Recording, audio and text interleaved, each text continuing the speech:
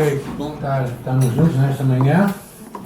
Não vou começar com esta família, vou começar com uma família que eu tenho lá em casa, que são uma família de pássaros. Outro dia fomos surpreendidos porque os nossos pássaros estavam sempre a ter ovos. E havia uns que não chocavam, ficámos um bocado assustados a ver se aquilo ia dar alguma coisa ou não. Mas deixa ficar, ó Tiago, tem tudo a ver. A imagem, podes deixar a imagem.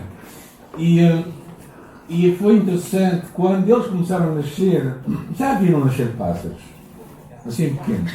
É uma coisa muito curiosa, não é? E eu achava que eles não existiam, ou melhor, depois começámos a ver quantos estavam lá dentro, e começámos a ver um, e depois vimos outro, e depois vimos outro, e foi muito engraçado. Eles são os quatro, têm os mesmos pais, e a mesma mãe, ao que parece. São blacks, porque nós temos várias cores lá dentro da gaiola.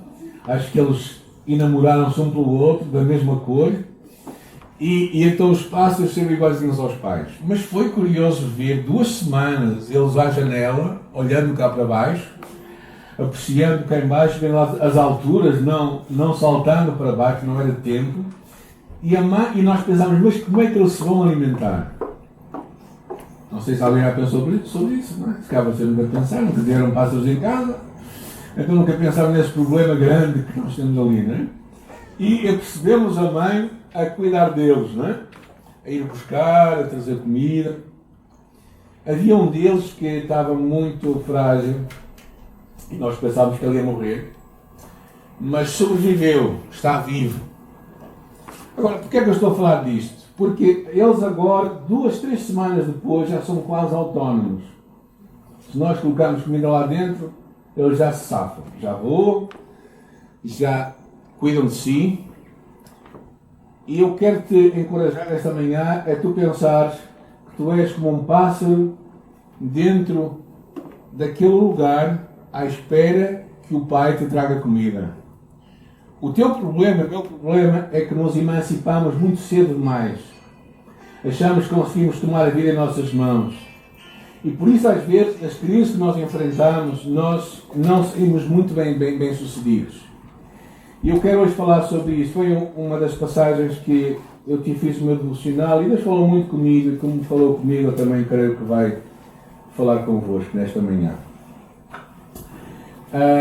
A passagem que vamos falar é acerca da história da nação de Israel e vamos vê-la como um exemplo para a nossa família e um exemplo para nós como pessoas. A história encontra-se no livro de Isaías, capítulo 30, e fala acerca da crise que havia na parte sul de Israel. 7 anos antes, a parte de cima, que era as 10 tribos de Israel, chamado Israel, que nós ouvimos falar como Israel, já tinham sido levadas para o cativeiro pela Assíria, no ano 722. E mais ou menos 7 anos depois, acontece este episódio em que Deus envia Isaías para falar às outras 2 tribos. E o que acontece, basicamente, Isaías 30 é basicamente uma conversa entre Deus e o povo de Israel, e entre um povo que não quer Deus e um Deus que quer falar com ele. Ou seja, Deus fala com aqueles que não o querem ouvir. E é muito curioso isto, porque às vezes nós pensamos que Deus só responde às nossas orações ou àquilo que nós falamos, mas às vezes Deus vai nos surpreender falando quando nós nem queremos ouvi-lo. E por isso eu tenho 4 pensamentos que queria partilhar convosco nesta manhã. Capítulo 30, está aí no versículo 1 e versículo 2. Ai dos filhos rebeldes, diz o Senhor, que realizam planos que não procedem de mim e fazem aliança sem a minha aprovação, para acrescentar pecado sobre pecado, que se propõem descer ao Egito sem buscar o meu conselho, para se fortalecer com a força de Faraó, para se refugiar na sombra do Egito. É muito curiosa esta passagem, porque o que percebemos muito claramente é que esta nação, a nação de Israel, ou melhor, que nós chamamos de Israel, mas realmente era a parte de Judá, que eram as 2 tribos que ainda estavam lá, o que eles fazem basicamente é que trocam a sombra do Onipotente que nós falámos há bocado pela sombra de Faraó. E achava que na sombra de Faraó iriam ter mais abrigo, iriam ter mais proteção, iriam ter mais refúgio. Judá troca a sombra do Onipotente pela minúscula sombra de um ser humano, Faraó. Um dos maiores desafios que tu e eu temos, que nós enfrentamos na vida, é trocarmos a sombra de Deus por outras sombras, por outros abrigos. Podem ser muitos. Na verdade, o nosso amor começa a ficar dividido entre o amor a Deus e o amor a outras coisas. Entre a fidelidade a Deus e a fidelidade a outras coisas. É por isso que Tiago é um bocado forte quando diz: adúlteros e adúlteras, não sabeis que a amizade do mundo é inimizade contra Deus? Portanto, qualquer que quiser ser amigo do mundo se torna inimigo de Deus. Agora, o que é ser amigo do mundo? É basicamente viver como as pessoas que não conhecem a Deus vivem. Ou seja, colocar o teu coração naquilo que as outras pessoas colocam o teu coração, colocar a tua força naquilo que os outros colocam a sua força. Das palavras de Jesus ninguém pode servir a dois senhores. Tal como o amor nunca pode ser dividido. Tentem dizer o que é adultério espiritual. É basicamente não termos um compromisso 100% com Deus. A mensagem de Jesus realmente é muito radical. E ele não se satisfaz com pouco. Ele quer tudo ou nada. E o problema da religião é que normalmente tenta gerir um bocadinho os amores. Tenta gerir o negócio, que é fidelidade. Mas Deus não faz isso. Porquê? Porque o amor nunca pode ser dividido. Pensem, vocês falarem à pessoa que vocês amam, dizendo assim: ok, sabes, nós temos 7 dias na semana. Durante 6 dias e meio, ou melhor, 6 dias e 90% do 7º dia, e eu vou pensar em ti. Mas nos outros 10%, vou pensar no outro. Ou na outra. Já estou a ver a cara zangada de algumas pessoas, não é? Não é isso que nós fazemos com Deus tantas vezes. Não é isso que eu faço com Deus. Tantas vezes eu me dou conta que eu acho que eu posso ser fiel a Ele na maior parte do meu tempo e amá-lo na maior parte dos meus dias, mas há um tempinho que tem que ser para mim. Eu tenho que gerir à minha maneira, como eu quero. E o problema principal de Israel era que verdadeiramente ele, no tempo difícil que eles estavam a viver, em vez de buscarem Deus, em vez de procurarem Deus, em vez de procurarem refúgio em Deus, no tempo que tu e eu estamos a viver hoje, tempos difíceis, onde é que tu e eu estamos a buscar refúgio? Estamos a buscar refúgio em Deus ou em todos os outros recursos? Que pode ser um faraó, pode ser a tua própria força, as tuas próprias capacidades e habilidades de gerir a tua vida. Pode ser o que quer que seja. O problema principal é que a nossa aliança, a nossa procura de refúgio naquilo que não é Deus, o que vai resultar, versículo 5, diz assim, desculpem, o versículo 5 diz: todos se envergonharão de um povo que de nada lhes valerá, não servirá nem de ajuda nem de proveito, porém de vergonha e de opróbrio. Ou seja, aquilo que eles pensavam que seria uma grande ajuda, aquela sombra de Faraó que seria de grande utilidade, não servirá para nada. É tal qual as palavras de Jeremias, quando ele diz: assim diz o Senhor, maldito o homem que confia no homem, que faz daquilo que é mortal a sua força. E está a falar de mortal, está a falar de ti próprio, da tua própria força. E diz que esse homem é... Como é que ele chama aqui? Sim, é como um arbusto no deserto, mas é que ele diz logo no princípio. Assim diz o Senhor, maldito. Sabem, quando tu confias em ti, nos teus recursos, na tua força, nas tuas capacidades, tu és Não sou eu que digo. É Deus que diz. Por que isto é assim? Porque Deus não quer ter o nosso amor dividido. Porque Deus não quer nos ter fiéis durante 5 dias na semana e 2 dias infiéis. É tudo ou nada. E ele até diz depois, é como um arbusto no deserto.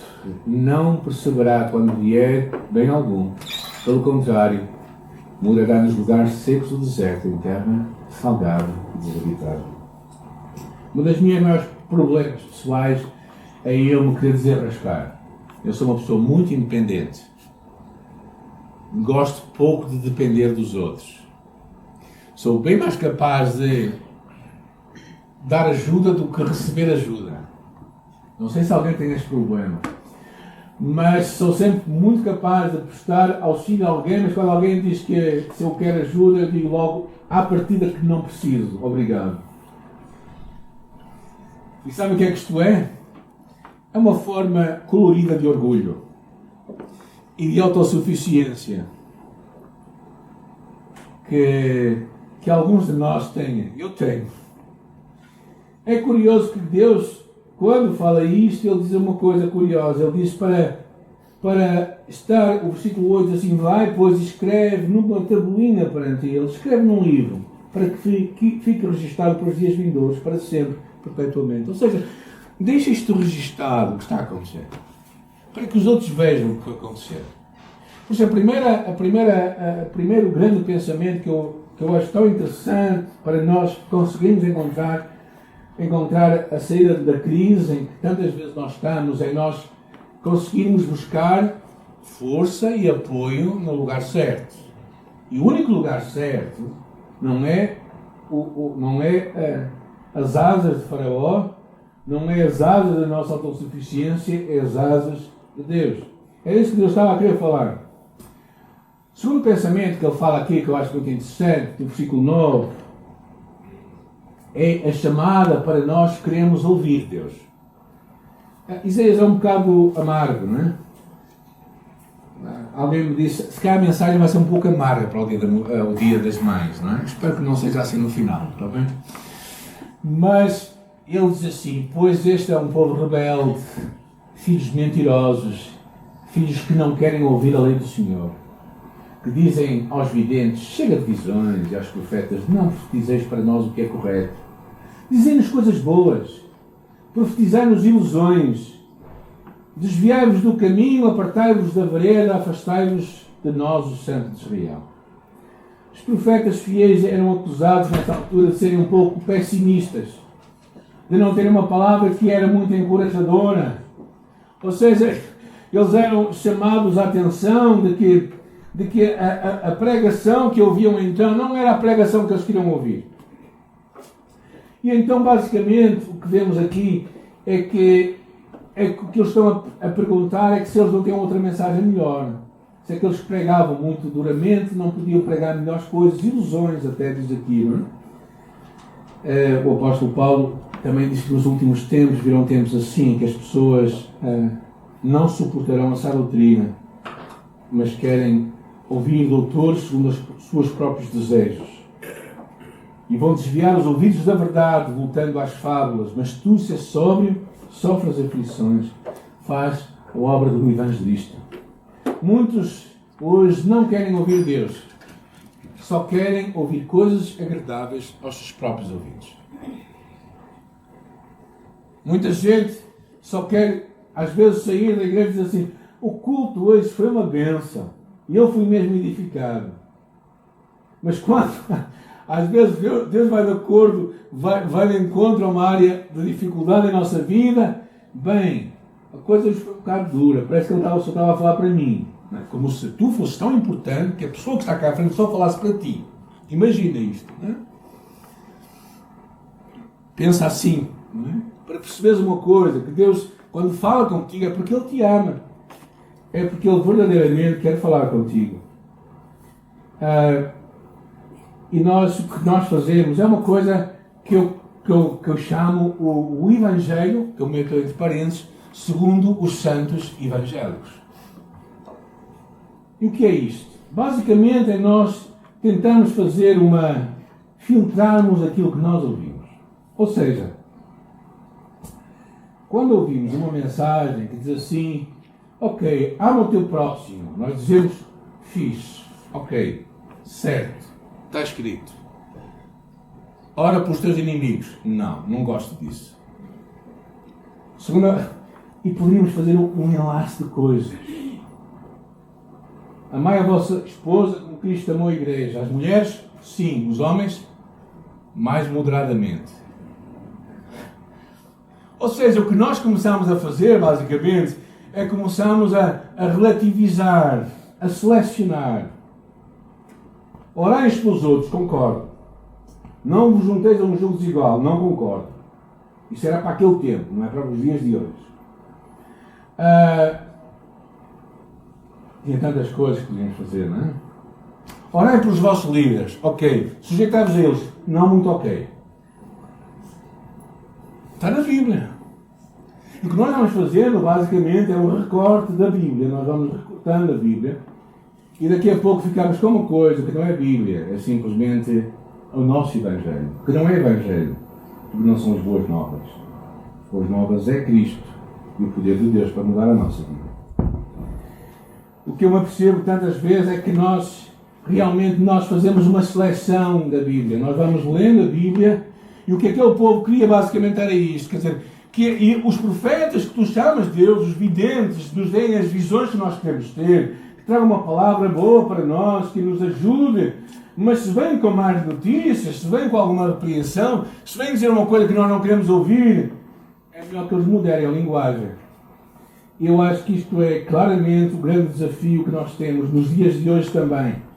Pessoas que procuram ouvir aquilo que querem ouvir e quando ouvem aquilo que não querem ouvir, eles simplesmente dizem não. Então começam a selecionar e a fazer uma nova escritura. E isto é o grande dilema que tu e eu vivemos nos dias de hoje.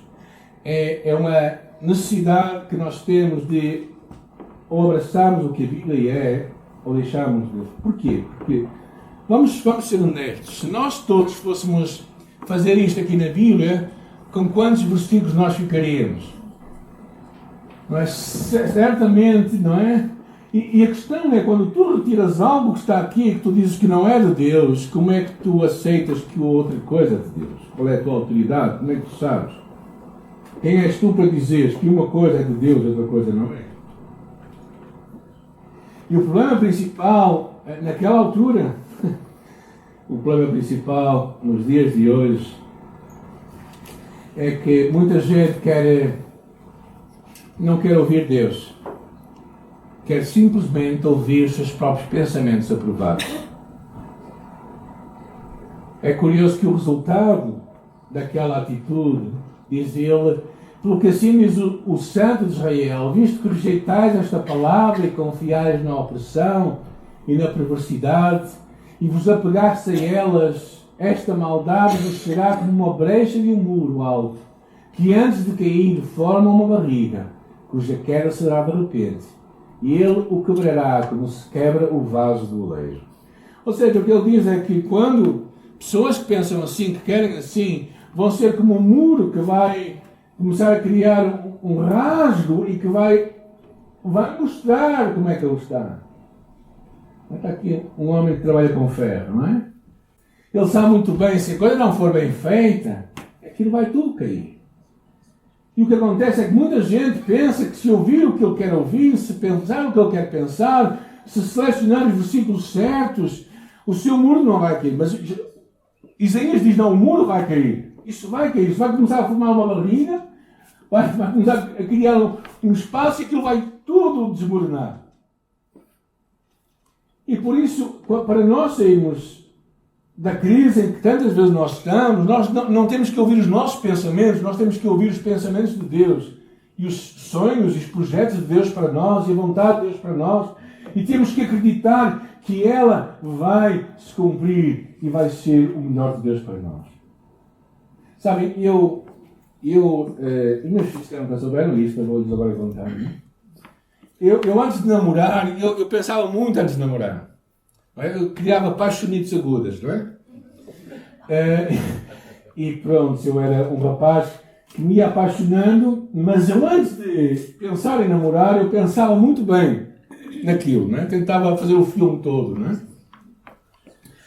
Mas eu tinha uma convicção de que Deus queria o melhor para mim. E por isso havia alguns critérios. E como eu esperei o que Deus tinha para mim, eu acreditei que a pessoa que Deus me deu há 37 anos é a pessoa certa de Deus para a minha vida, não é? É a pessoa certa de Deus para a minha vida. Porquê? Porque eu acho que tantas vezes tu fazes o que Deus diz para tu fazeres, podes ter a certeza de uma coisa, podes passar por dificuldades, mas a vontade de Deus é boa, agradável e perfeita. E tu vais provar isto. Provai e ver que o Senhor é bom. Agora, porque é que eu trouxe esta passagem? Não foi por nenhum destes versículos, irmãos, mas foi por um versículo que vou ler para vocês, o versículo 15. Em vos converterdes e em sossegardes está a vossa salvação. Na tranquilidade e na confiança, a vossa força, mas não o quisestes. Na Bíblia para todos diz, vocês só serão salvos se lutarem para mim e se mantiverem calmos. Só terão força se tiverem confiança em mim e ficarem tranquilos. Conseguem ouvir isto? Conseguem ficar tranquilos? Conseguem voltar-se para Deus e confiar plenamente que Ele tem o melhor para vocês? Conseguem dar a meia volta da vossa agitação? Isto é para o dia da mãe, ok? Agora, é para o dia da mãe. A mãe normalmente é muito agitada. A mãe portuguesa, não é? Algumas chamam-se mães galinhas, não é? Cacarejam mais e fazem mais ruído que todos os pintinhos juntos, não é? E a chamada aqui é tão simples, é em sossegardes, em vos converteres e em sossegardes está a vossa salvação. Isto é uma tranquilidade. Porquê? Porque temos um Deus que nos ama e que vai cuidar de nós. É como, olhando para aqueles pássaros pequenos que eu tenho lá em minha casa, é como eles tinham a certeza de que a mãe iria trazer comida para eles. Eles estribuchavam de vez em quando. É as orações que eles fazem, está bem? Como tu e eu gostávamos de fazê-las, não é? Mas eles estribuchavam de vez em quando. Mas eles recebiam da mãe o cuidado e o alimento. E tu e eu precisamos de sossegar a nossa alma.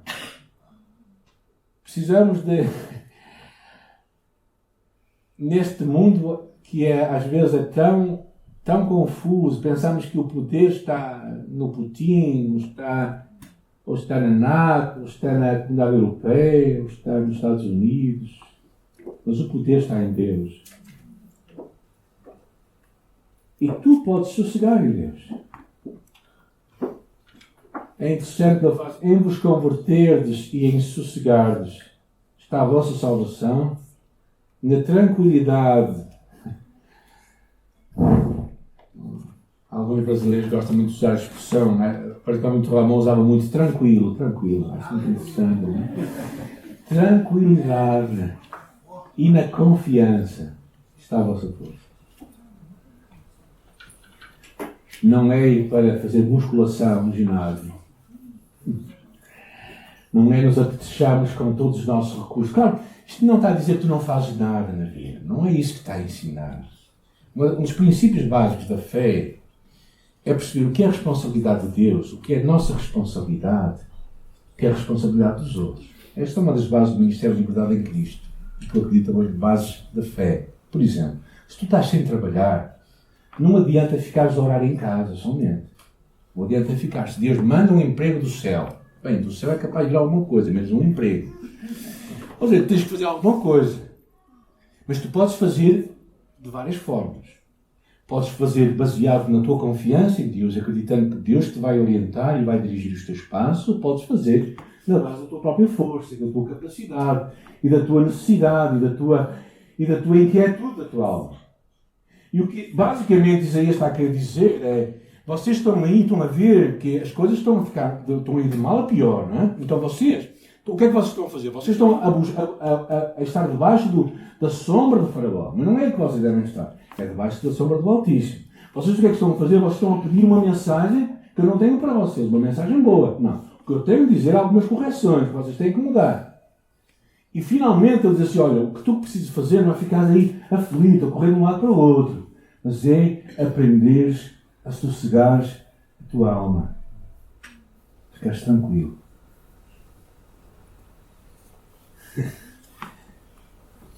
Quem tem facilidade em ficar tranquilo? E eu tenho muita dificuldade. Muita dificuldade. O livro de Hebreus diz, é muito interessante, diz assim, esforçai-vos para entrar no descanso de Deus. Esforçai-vos para entrar no descanso de Deus. O que é que isto quer dizer? Quer dizer que Deus tem um propósito e um descanso para a tua vida, mas tu tens que te esforçar para entrar nesse descanso. Para ficares, como eu tenho que me esforçar para fazer o meu dia de descanso, não é? Às vezes eu esforço-me para não terem telefonemas, para não responderem e-mails, para não consultarem Facebook ou o que quer que seja. Eu esforço-me, não é? Eu tenho que me esforçar para ficar a descansar. E o que Isaías está basicamente a dizer, que eu acho que aqui começa a viragem que Deus quer trazer à nossa vida, é nós aprendermos a confiar só em Deus. E abraçamos isso para nós. Volta-te para Deus. Volta-te. Isto foi tantas vezes falado nesta importância de descansar em Deus, não é? Porque basicamente é isso que Ele pede a ti e a mim. É tu saberes que Ele está lá para ti, tu podes confiar nele. Tu não tens que viver como se a vida dependesse só de ti. Como se fosse a tua força que iria produzir as mudanças, mas tu tens que viver como se fosse a força de Deus que traz as mudanças em tua vida. E tu podes dormir, não é? É curioso, não é? Eu sempre fico um bocado estranho porque é que o colo da mãe é conhecido mais do que o colo das outras pessoas, não é? Mas eu acho que o colo de Deus é um colo que tu e eu precisamos de conhecer muitas vezes. O livro de Salmos está cheio de conselhos dele. Aquietai-vos e sabei que eu sou Deus. Serei exaltado entre as nações, serei exaltado sobre toda a terra. Entrega o teu caminho ao Senhor, confia nele e ele o fará. Descansa no Senhor, espanhol. A vida cristã é basicamente a tua capacidade de chegar ao terceiro nível de espiritualidade. Cristo, o nosso Salvador, o nosso Senhor e a nossa vida. Quando chegas a este ponto, quando tu consegues pensar Cristo vive em mim, então tudo é diferente. Porque não há esforço nenhum. É simplesmente tu deixares que a vida de Cristo se propague através de ti. É aquele momento em que tu chegas na tua vida, como diz o livro de João, que diz, sem mim, nada podes fazer. Não vamos definir nada em nada. Ok? Então, quando chegas a este ponto em que Cristo é a tua vida, tu voltas para Deus e dizes, Deus, tu queres o melhor para mim. Tu não vais pedir o pior para a minha vida, tu vais fazer o melhor para a minha vida.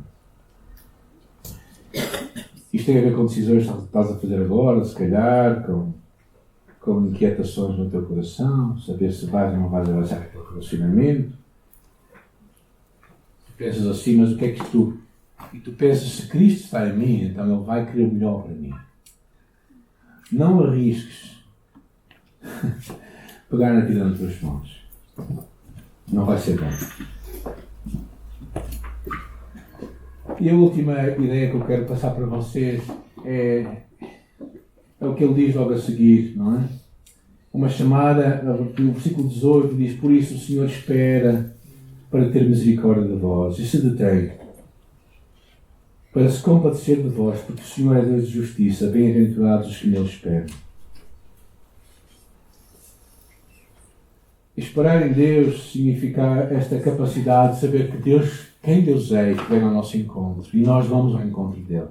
Chave para a vida alcançada ao permitir que Ele seja Deus e que nós exerçamos a nossa plena dependência dele até que descobramos que Ele pode suprir nossas necessidades centenas de vezes melhor que nós próprios. A música que cantamos diz assim: amo a tua voz. E depois diz assim: tu me guias? Alguém sabe esta letra? Pelo fogo. Na escuridão, tua presença me conforta. Te conheço como Pai e amigo também, tenho vivido a bondade de Deus. Bondade que me cerca, me segue até o fim. E depois diz: minha vida dou e rendido estou, tudo te entregarei. O que nós cantámos há pouco era esta disposição para entregar a Deus tudo. Acreditar que Ele é este Deus que nós conhecemos e nós corremos ao seu encontro, porque sabemos que Ele tem coisas muito melhores para nós do que tu e eu podemos conseguir para nós próprios. Esta palavra basicamente se resume nesta ideia básica que é voltarmos para Deus, confiarmos nele de todo o nosso coração e encontrarmos nele a nossa força. E Isaías trouxe este clamor a este povo. Este povo que queria tomar a vida nas suas próprias mãos e fazer as suas próprias decisões. Basicamente, Isaías tenta pôr um stop e dizer: não, Deus te ama. A sombra de Deus é muito melhor que a sombra de Faraó. A palavra de Deus é muito melhor que as palavras que vocês querem ouvir. Por isso, volta-te para mim. Descansa em mim. Confia em mim. Eu penso que é a palavra de Deus para nós aqui, nestes dias. É uma palavra para um desafio que é ser mãe e ser pai, que é fazermos o nosso trabalho como educadores, mas confiarmos que Deus é que vai ajudar os nossos filhos a serem os melhores filhos do mundo. Não é? É saber que tu nunca vais controlar a vida dos teus filhos. Tu podes pensar que controlas, mas nunca vais controlar. É basicamente chegares a um ponto, mesmo que, e tu tendo que te equipar o melhor que podes para exercer a melhor paternidade possível. Por isso nós temos o nosso curso de paternidade, não é? Que é quase o melhor curso do mundo, quase, não é? Ainda está para ser o melhor. Mas é uma ferramenta para tu te preparares, mas os filhos tu não vais controlar nunca. Tal como tu, quando estás a passar por estes desafios, não é? Tu podes fazer as tuas poupanças, deves fazer, deves prever e preocupar-te com o que vem à frente, mas não podes deixar que isso vá comer o teu descanso em Deus, o teu sossego em Deus. Basicamente, o que Isaías convoca é todos nós a sermos filhos, crianças nas mãos de um Pai amoroso.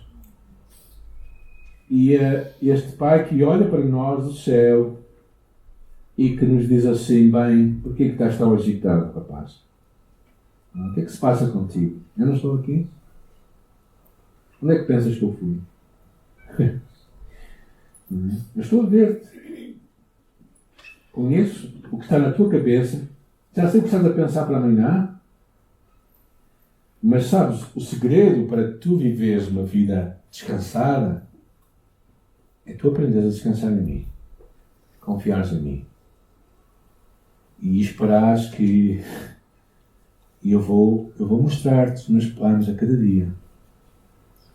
Por isso não fiques agitado. Jesus dizia, em outras palavras, basta a cada dia o seu mal. Por isso, mães para vocês, pais para vocês, educadores para vocês, façam o vosso melhor e, no final, descansem em Deus. Para não morrerem com problemas de coração, não é? para saberem que o resultado não depende de vós. Vocês não são responsáveis por os vossos filhos. Vocês são responsáveis pelo vosso papel como pais. Eu tive que pôr isso na minha cabeça. Não é? E, no entanto, tive os melhores filhos do mundo. Toda a gente sabe. Não é? Nunca me deram consumições. Mas louvo a Deus por eles. Eu sei que o segredo é quando tu e eu conseguimos descansar em Deus. E é isso que eu espero para ti, como alguém que está a influenciar, para ti como um homem, uma mulher, que olha para o futuro, no meio desta grande confusão que todos nós estamos a viver, às vezes desgastados, cansados, emocionalmente exaustos, um momento para tu descansares no Senhor.